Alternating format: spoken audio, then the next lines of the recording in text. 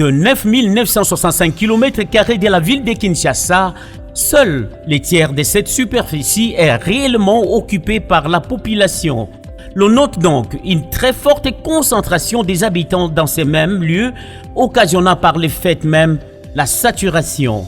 Une situation qui n'a pas laissé de marbre les décideurs qui, en collaboration avec les partenaires extérieurs, ont mis en place depuis 2015 un plan d'extension de la ville.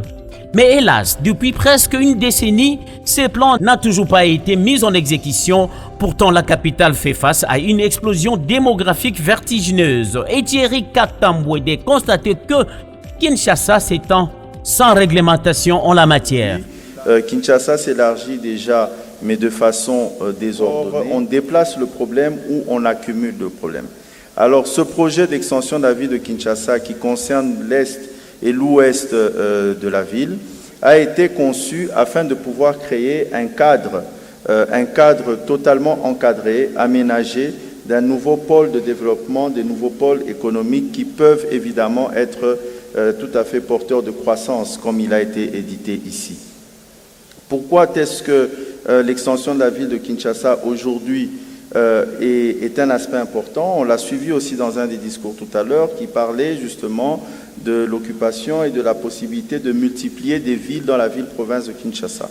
Parce que, comme on le sait, près de 60% aujourd'hui de la ville de Kinshasa ne sont pas urbanisés. Il y a une urbanisation, une occupation qui a précédé, comme on l'a dit, l'urbanisation.